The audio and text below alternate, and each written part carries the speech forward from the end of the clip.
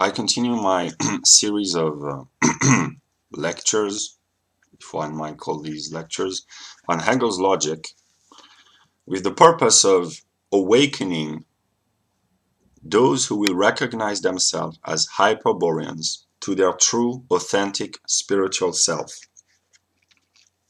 And I comment passages from Hegel.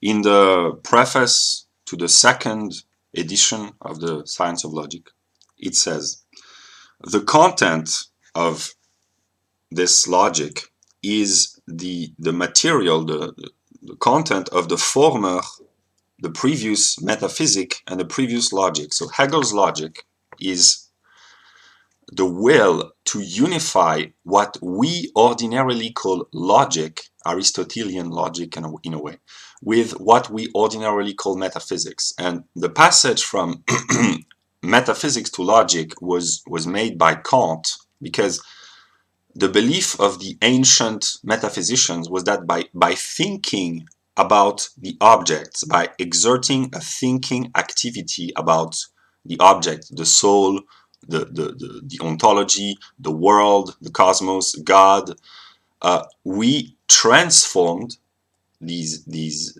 objects as they were immediately given, and through a cognitive process we elevated ourselves in the realm of pure thought, and we grasped the essence, the true nature, the truth of the objects that we were thinking about. Take the example, very famous, Plato believed that in order to know what beauty is, you should not look at a beautiful woman or a beautiful table or a beautiful painting, but you should grasp cognitively the idea of beauty.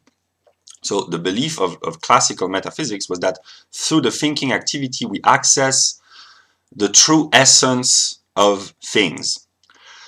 And Kant arrived on the scene and he says, before examining the nature of the things, we should examine the nature of the mind which thinks these things. What is our mind capable or incapable of grasping and understanding? So the Critique of Pure Reason, which is considered as a cathedral of philosophy, one of the greatest books of philosophy ever published in history, it's a self-inquiry of reason or mind determining its own capabilities, its own limits, its own faculties. It's not the individual, psychological individual, it's the transcendental ego which inquires about its own faculties.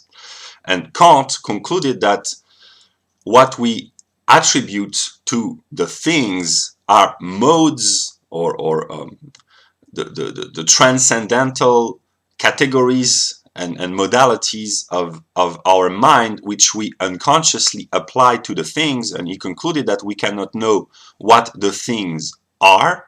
The Ding an sich, as he called it, the Ding an sich is the thing in itself.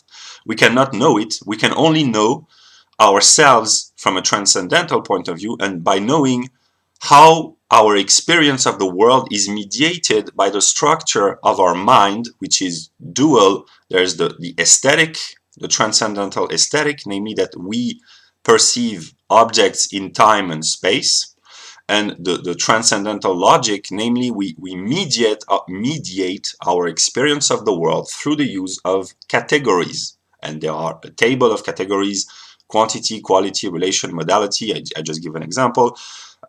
Unity, plurality, totality. When we experience any object, a book, this book, it's a unity. The book is one, but it has parts. It has a shape. So it's both. Both in time and in space, but it also, I think of this book as being one book. It has a unity with a multiplicity within it, because it has a size, a depth, a length, a width, and I think it as a totality, as one whole. It's a unity which contains within itself multiplicity. But the question before Kant was that the book as an object, as a thing, is a unity with a plurality, which makes it a totality. And for Kant says we don't know what this book really is in the absolute. We can only know that our mind perceives this book in space and time through the transcendental aesthetic, which is the condition of the possibility of perceiving objects, and through the categories of our mind that we mediate the experience of a thing that we cannot know, but it appears to us as an object with a unity, a plurality, a totality. And the other categories, for instance, are possibility, possible, impossible, existence, non-existence, necessity, contingence. Are things necessary? Are they contingent? These kind of questions. So the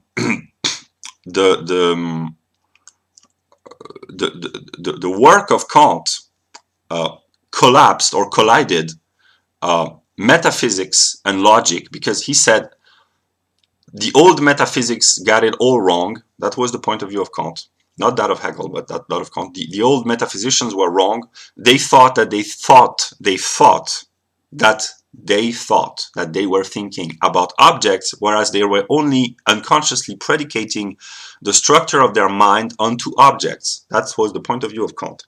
And he tried to uncover, to inquire about the very logical structure of our mind, and he concluded that we always predicate the categories of our mind onto objects, and the categories of our mind are logical, according to Kant. That's transcendental logic, and therefore metaphysics and logic became one for Kant, because for Kant the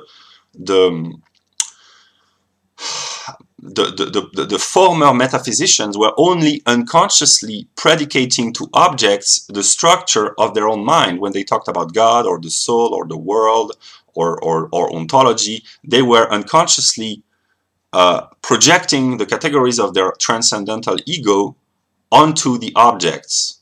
That's the point of view of Kant.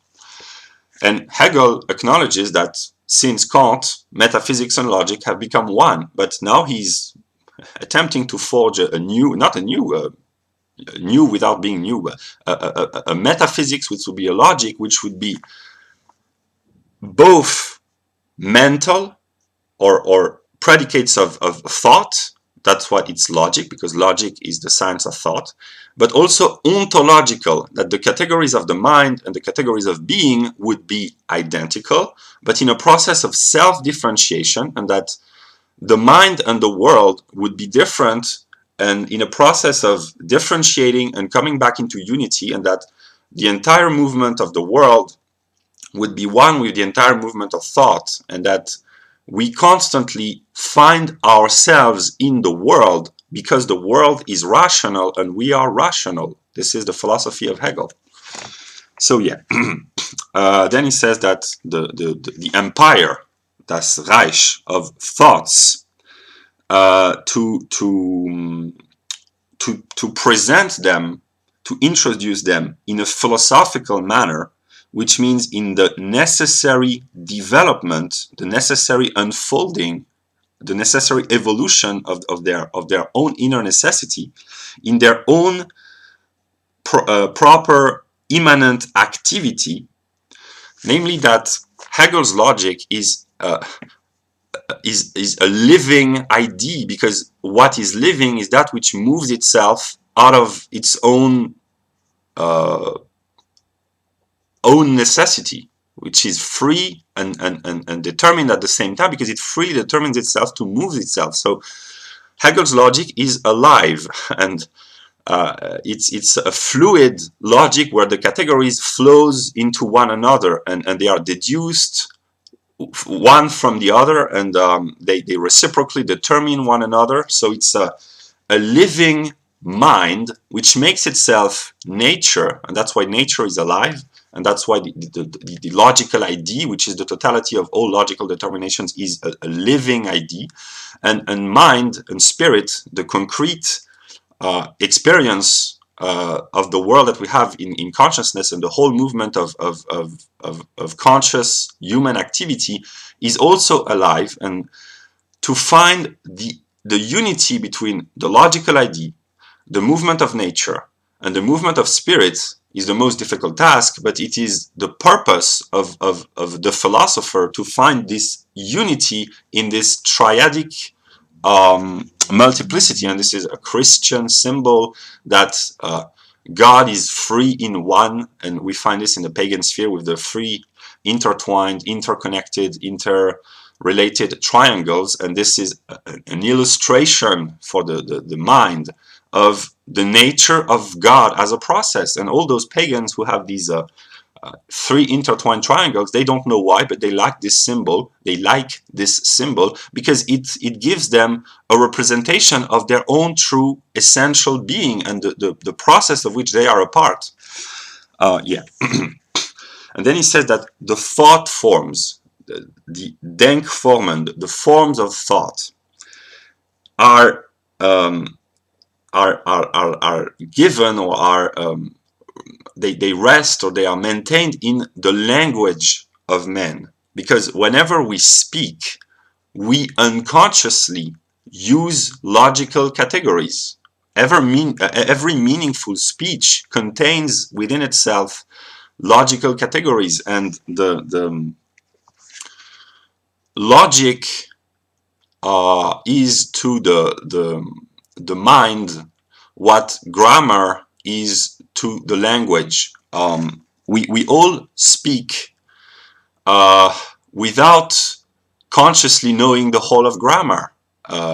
We have had to learn the basics of grammar when we were kids or when we were young in order to understand how to speak properly. And my English grammar is not very good, but yeah.